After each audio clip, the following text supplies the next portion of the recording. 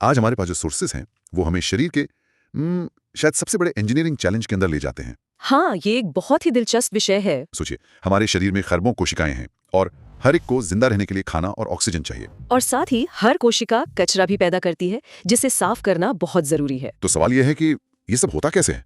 आप खरबों कस्टमर्स तक डिलीवरी कैसे करते हैं, उनका कचरा कैसे उठाते हैं, वो भी मतलब बिना एक भी कस्टमर को भूले? ये एक कमाल का सवाल है और इसका जवाब और भी कमाल का है। वो है शरीर का शानदार लॉजिस्टिक सिस्टम, जिसे हम कहते हैं बंद रक्ता विसरण प्रणाली। बिल्कुल, द क्लोज्ड सर्कुलेटरी सिस्टम। एक ऐसा नेटवर्क जो हर पल बिना रुके काम करता है। और ये कोई छोटा मोटा नेटवर्क नहीं है। हमारे सोर्सेज में एक फैक्ट है जो मतलब दिमाग हिला देता है। आप उस 97,000 किलोमीटर वाली बात कर रहे हैं? हाँ, अगर एक इंसान के शरीर की सारी नसें मतलब रक्तवाहिकाओं को एक लाइन में जोड़ दें तो उनकी लंबाई करीब 97,000 किलोमीटर होगी। बिल्कुल, ये इतनी ज्यादा है कि आप पृथ्वी के मतलब लगभग 2.5 चक्कर लगा सकते हैं। ये सोचना ही अविश्वसनीय है कि हम सब अपने अंदर इतनी लंबी सड़कें लेकर घूम रहे हैं, है ना? तो आज हम इसी अविश्वसनीय सर्कुलेटरी सिस्टम की कहानी को समझने वाले हैं। इसे हम 3 हिस्सों में देखेंगे। ठीक है। पहला, ये हाईवे और गलियां यानी हमारी रक्तवाहिकाएं। दूसरा, वो ट्रैफिक जो इन पर दौड़ता है, यानी हमारा खून। और तीसरा, वो पावर हाउस जो इस पूरे सिस्टम को चलाता है, हमारा दिल। हाँ, जिसके बिना ये सब मुमकिन ही नहीं।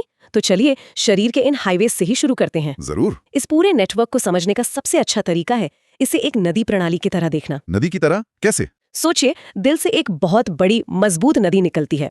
ये है महाधमनी, या जिसे एओर्टा कहते हैं। ये शरीर की मेन आर्टरी है। अच्छा, तो ये मेन नदी हो गई। फिर इससे छोटी छोटी नदियां निकलती होंगी जो अलग अलग अंगों तक जाती हैं। एकदम सही, ये छोटी नदियां हैं धमनियां या आर्टरीज। फिर ये धमनियां आगे जाकर और भी पतले पतले नालों में बट जाती हैं। और पतले? हाँ, जिन्हें धमनिका या आर्टेरियोल्स कहते हैं।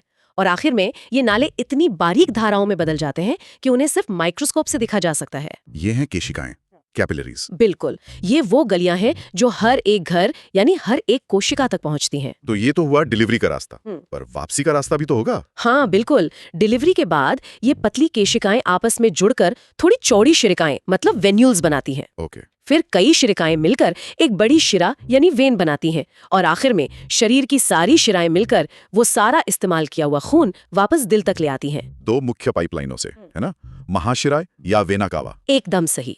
तो ये एक पूरा लूप है, एक क्लोज्ड सर्किट जो कभी नहीं टूटता। समझ गया। तो मोटी मोटी 2 तरह की बड़ी पाइपलाइंस हैं, धमनियां और शिराएं। Arteries and veins. पर हमारे सोर्सेस कहते हैं कि ये दोनों बहुत अलग हैं। हाँ, बहुत अलग है। पहला और सबसे बड़ा फर्क तो यही हुआ कि धमनियां दिल से खून को अवे मतलब दूर ले जाती हैं, और शिराएं खून को वापस दिल की ओर लाती हैं। और दूसरा बड़ा फर्क है कि ये किस तरह का खून ले जाती हैं। धमनियों में ऑक्सीजन वाला शुद्ध खून होता है। जी, आमतौर पर ऑक्सीजन से भरपूर चमकीले लाल रंग का खून। इसका बस एक ही बड़ा अपवाद है, फुफ्फुस धमनी, पल्मोनरी आर्टरी। अच्छा, वो क्या करती है? वो दिल से फेफड़ों तक अशुद्ध खून ले जाती है ऑक्सीजन भरने के लिए। और शिराओं में इसका ठीक उल्टा होता होगा। उनमें ऑक्सीजन रहित यानी अशुद्ध खून होता है जो गहरे रंग का होता है। बिल्कुल, और यहाँ भी वही अपवाद लागू होता है, फुफ्फुस शिरा, पल्मोनरी वेन, जो फेफड़ों से ताज़ा ऑक्सीजन वाला खून वापस दिल में लाती है। एक और फर्क जो मुझे बड़ा दिलचस्प लगा वो है इनकी लोकेशन। धमनियां शरीर में गहराई में होती हैं, है ना? हाँ, मांसपेशियों के नीचे छिपी होती हैं। जबकि शिराएं हमारी त्वचा के काफी करीब होती हैं। जो नसें हमें अपनी कलाई पर नीले रंग की दिखती हैं, वो असल में शिराएं ही हैं। और एक आखिरी पॉइंट जो सोर्सेज में था, वॉल्व्स का। धमनियों में वॉल्व नहीं होते लेकिन शिराओं में होते हैं, ऐसा क्यों? देखिए, यहीं पर शरीर की शानदार इंजीनियरिंग समझ में आती है। दिल एक बहुत पावरफुल पंप है। जब वो धड़कता है तो खून को बहुत जोरदार प्रेशर से धमनियों में धकेलता है, लगभग 120 mmHg का दबाव। ओह, काफी ज्यादा है। हाँ, ये प्रेशर इतना जबरदस्त होता है कि खून के वापस आने का कोई सवाल ही नहीं उठता। इसीलिए धमनियों को किसी गेट या वॉल्व की जरूरत ही नहीं है। अच्छा, तो धमनियां हाई प्रेशर एक्सप्रेसवे की तरह हैं। लेकिन शिराओं में कहानी अलग है। बहुत अलग। जब तक खून कोशिकाओं से होकर शिराओं में लौटता है तब तक उसका प्रेशर बहुत कम हो चुका होता है, सिर्फ 10 से 20 mmHg। अरे इतना कम? जी। और सोचिए, खासकर हमारे पैरों से खून को गुरुत्वाकर्षण के खिलाफ ऊपर दिल तक वापस चढ़ना होता है। तो अगर वॉल्व ना हो तो खून वापस नीचे की तरफ बह जाएगा। बिल्कुल, ये एक तरह के वन वे गेट्स हैं। छोटे छोटे वॉल्स खून को सिर्फ ऊपर की तरफ जाने देते हैं और जैसे ही वो गुजरता है ये बंद हो जाते हैं। कमाल है, मतलब हमारे शरीर ने गुरुत्वाकर्षण को मात देने के लिए इतना सरल लेकिन शानदार समाधान निकाला है। एकदम। और इसी हाई प्रेशर और लो प्रेशर की वजह से धमनियों की दीवारें मोटी और लचीली होती हैं ताकि वो दिल के झटके को सह सके, जबकि शिराओं की दीवारें पतली होती हैं। और इन दोनों के बीच की सबसे जरूरी कड़ी है वो पतली गलियां, केशिकाएं, कैपिलरीज। हमारे सोर्सेस कहते हैं कि असली काम तो यही होता है। सही मायने में केशिकाएं इस पूरे नेटवर्क का सबसे चमत्कारी हिस्सा है। इनकी दीवार सिर्फ एक कोशिका जितनी मोटी होती है। सिर्फ एक कोशिका? हाँ, इतनी पतली कि खून की कोशिकाएं भी उनमें से एक एक करके लाइन बना के निकलती हैं। और ये इतनी पतली इसीलिए होती हैं ताकि असली लेन देन हो सके। लेन देन मतलब ऑक्सीजन और पोषक तत्व खून से निकलकर शरीर की कोशिकाओं में चले जाते हैं और कोशिकाओं का कचरा जैसे कार्बन डाइऑक्साइड वापस खून में आ जाता है। ये सब कुछ इन्हीं बारीक केशिकाओं में होता है। वाह, तो ये था हमारा शानदार ट्रांसपोर्ट नेटवर्क। अब बात करते हैं उस ट्रैफिक की जो इन सड़कों पर 24 घंटे दौड़ता है, यानी खून की। ये सिर्फ एक लाल रंग का पानी तो नहीं है। बिल्कुल नहीं। खून एक बहुत ही कॉम्प्लेक्स चीज है। मोटे तौर पर इसके दो मुख्य हिस्से हैं। कौन कौन से? लगभग 55% हिस्सा एक तरल है जिसे प्लाज्मा कहते हैं और बाकी 45% हिस्सा है रक्त कोशिकाएं जो इसी प्लाज्मा में तैरती रहती हैं। तो ये प्लाज्मा क्या है? एक तरह का सूप जिसमें सब कुछ तैर रहा है? हाँ, आप ऐसा कह सकते हैं। प्लाज्मा हल्की पीले रंग का होता है और इसमें 90% तो पानी ही है। और बाकी का 10%? उस 10% में वो चीजें हैं जो इसे खास बनाती हैं। इसमें 7% प्रोटीन होते हैं और 3% में हार्मोन, ग्लूकोज, नमक जैसी चीजें। इन प्रोटीन्स का क्या काम है? इनमें 4 खिलाड़ी बहुत जरूरी हैं। पहला है ग्लोब्यूलिन, ये हमारे इम्यून सिस्टम का हिस्सा है और एंटीबॉडीज बनाता है। Okay, bodyguard. हाँ, दूसरा है एल्ब्यूमिन जो हमारे खून में पानी का सही संतुलन बनाए रखता है और तीसरे चौथे हैं प्रोथ्रोम्बिन और फाइब्रिनोजेन। इनका नाम तो सुना है, ये थक्का जमाने में मदद करते हैं ना? बिल्कुल, ये दोनों मिलकर चोट लगने पर खून का थक्का जमाने का काम करते हैं। मैंने लैब रिपोर्ट्स में सीरम शब्द बहुत सुना है, उसका प्लाज्मा से क्या लेना देना है? बहुत अच्छा सवाल है। ये अक्सर लोगों को कंफ्यूज करता है। जब प्लाज्मा में से फाइब्रिनोजेन, मतलब वो प्रोटीन जो थक्का जमाता है। हाँ, उसे निकाल दिया जाता है तो जो साफ तरल बचता है उसे ही सीरम कहते हैं। बीमारियों की जांच के लिए अक्सर सीरम का ही इस्तेमाल होता है। समझ गया। तो ये तो वो सूप हो गया जिसमें सब कुछ तैर रहा है। अब बात करते हैं उन असली किरदारों की जो इस सूप में तैर रहे हैं, हमारी रक्त कोशिकाएं। जी, जो कि खून का लगभग 45% हिस्सा हैं। और हमारे सोर्सेज के हिसाब से ये 3 तरह की हैं। हाँ, 3 तरह की विशेषज्ञ टीमें। लाल रक्त कोशिकाएं यानी आरबीसीज, सफेद रक्त कोशिकाएं यानी डब्ल्यूबीसीज और प्लेटलेट्स। चलिए सबसे मशहूर टीम से शुरू करते हैं, लाल रक्त कोशिकाएं, आरबीसीज। ये छोटे छोटे डिलीवरी ट्रक है ना? बिल्कुल, इनका एक ही काम है, ऑक्सीजन की डिलीवरी करना। और इन ट्रकों का इंजन है हीमोग्लोबिन। एकदम। और इसी की वजह से खून का रंग लाल होता है। हीम का मतलब है लोहा, आयरन, और ग्लोबिन एक प्रोटीन है। जब लोहा ऑक्सीजन से मिलता है तो इसका रंग लाल हो जाता है। ठीक वैसे ही जैसे लोहे पर जंग लगती है। एग्जैक्टली।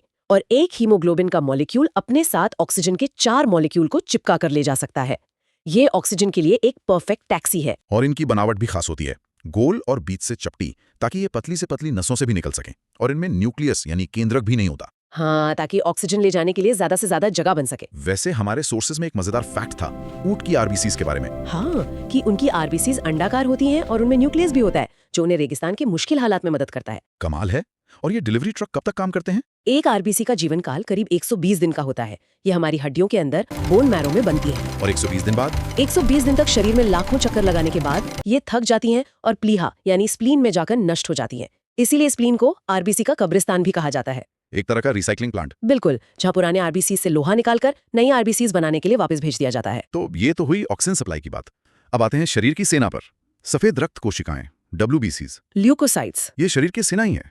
आरबीसीज के मुकाबले संख्या में बहुत कम, लेकिन आकार में बड़ी। और इनका कोई तय आकार नहीं होता। और जैसे ही शरीर पर कोई बैक्टीरिया या वायरस हमला करता है, इनकी संख्या तेजी से बढ़ जाती है। ये लड़ाई के लिए तैयार हो जाती हैं। इस सेना में अलग अलग तरह के सैनिक भी होंगे। हाँ, ये एक पूरी फौज है। मोटे तौर पर हम इन्हें 2 ग्रुप में बांट सकते हैं। पहला ग्रुप है टनिका कोशिकाएं या ग्रैन्युलोसाइट्स। और इसमें सबसे मशहूर सैनिक है न्यूट्रोफिल। ये क्या करता है? ये हमारी सेना के पैदल सैनिक हैं। सबसे ज्यादा, करीब 62%। जैसे ही कोई बैक्टीरिया शरीर में घुसता है, ये सबसे पहले वहां पहुंचते हैं और उसे चारों तरफ से घेर कर खा जाते हैं। हाँ। इस प्रक्रिया को फैगोसाइटोसिस कहते हैं। 1 मिनट, तो जब हमें कोई कट लगता है और वहां मवाद या पस बन जाता है तो वो क्या होता है? क्या वो असल में इन शहीद सैनिकों की लाशें होती हैं? बिल्कुल, वो पस या मवाद उस लड़ाई का सबूत है। वो उस लड़ाई का मैदान है जहां मरे हुए न्यूट्रोफिल्स, मरे हुए बैक्टीरिया और टूटी फूटी कोशिकाओं का मलबा पड़ा होता है। ये सुनना ही अविश्वसनीय है। मतलब हमारे अंदर हर पल एक जंग चल रही है और हमें एहसास तक नहीं होता। हर पल। इस ग्रुप में दूसरे सैनिक हैं इओसिनोफिल्स जो एलर्जी और परजीवी संक्रमण से लड़ते हैं, और तीसरे हैं बेसोफिल्स। उनका क्या काम है? वो हिपैरिन नाम का केमिकल छोड़ते हैं जो खून को नसों के अंदर जमने से रोकता है, और हिस्टामाइन जो सूजन और एलर्जी के लिए जिम्मेदार है। ये तो वे दानेदार सैनिक।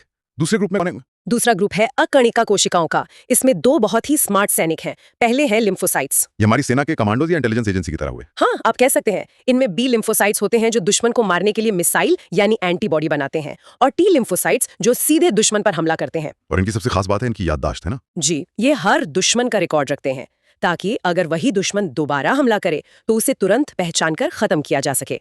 वैक्सीन इसी सिद्धांत पर काम करती है। और इस ग्रुप का दूसरा सैनिक? वो है मोनोसाइट्स। ये WBCs में सबसे बड़े होते हैं। आप इन्हें सेना का heavy duty clean up crew कह सकते हैं। मतलब सफाई कर्मचारी? हाँ, स्कैवेंजर। लड़ाई खत्म होने के बाद ये युद्ध के मैदान में पहुंचते हैं और सारे मलबे को साफ कर देते हैं ताकि हीलिंग शुरू हो सके। कमाल है। मतलब आरबीसीज डिलीवरी करते हैं, WBCs रटा कमरते हैं। अब तीसरे और आखिरी खिलाड़ी की बात करते हैं, प्लेटलेट्स, थ्रोम्बोसाइट्स। शरीर का आपातकालीन मरम्मत दल। हाँ, इससे बेहतर तरीके से नहीं कहा जा सकता। ये असल में पूरी कोशिकाएं नहीं होती। नहीं, ये बोन मैरो में बनने वाली बड़ी कोशिकाओं के छोटे छोटे टुकड़े होते हैं। इनमें न्यूक्लियस भी नहीं होता और इनका एक ही बड़ा काम है खून का बहना रोकना। यानी खून का थक्का जमाना। ये होता कैसे, संक्षेप में? ये एक चेन रिएक्शन की तरह है। जैसे ही कहीं कट लगता है, प्लेटलेट्स उस जगह की खुरदुरी सतह से टकराकर एक्टिवेट हो जाते हैं और वहां चिपकना शुरू कर देते हैं। हाँ, और दूसरे प्लेटलेट्स को भी सिग्नल भेजते हैं। फिर वो प्लाज्मा में मौजूद फाइब्रिनोजन प्रोटीन को विटामिन K और कैल्शियम की मदद से फाइब्रिन नाम के धागों में बदल देते हैं। और ये धागे एक जाल बना लेते हैं। बिल्कुल, उस कटी हुई जगह पर एक जाल बुन देते हैं। इस जाल में आरबीसीज और दूसरे सेल्स फंस जाते हैं और एक प्लग या थक्का बन जाता है जो खून के बहाव को रोक देता है। ठीक वैसे ही जैसे किसी लीक होते पाइप को टेप लगाकर बंद कर देना। तो डेंगू और मलेरिया जैसी बीमारियों में यही प्लेटलेट्स कम हो जाते हैं, जिससे खतरा बढ़ जाता है। हाँ, क्योंकि अगर मरम्मत करने वाली टीम ही नहीं होगी तो शरीर में कहीं भी अंदरूनी खून का रिसाव शुरू हो सकता है, जो बहुत खतरनाक है। तो ये कहानी है हमारे खून की। चलिए आज की इस गहरी पड़ताल को समेटते हैं। हमने देखा कि हमारे अंदर पृथ्वी के 2.5 चक्कर लगाने जितनी लंबी नसें हैं। हमने धमनियों और शिराओं के बीच के फर्क को समझा। हाँ, कि कैसे एक हाई प्रेशर सिस्टम है और दूसरा लो प्रेशर, और कैसे वाल्व गुरुत्वाकर्षण को मात देते हैं। और फिर हम खून की दुनिया में उतरे और हमने देखा कि ये सिर्फ एक लाल तरल नहीं है, इसमें प्लाज्मा है और उसमें 3 तरह की टीमें काम कर रही हैं। अगर इन तीनों के काम को एक एक लाइन में कहना हो तो लाल रक्त कोशिकाएं ऑक्सीजन पहुंचाती हैं, सफेद रक्त कोशिकाएं शरीर की रक्षा करती हैं और प्लेटलेट्स शरीर की मरम्मत करती हैं। ये एक ऐसा कमाल का सिस्टम है, इतना कॉम्प्लेक्स लेकिन फिर भी इतना परफेक्टली बैलेंस्ड। हर छोटे से छोटे हिस्से का अपना एक जरूरी काम है।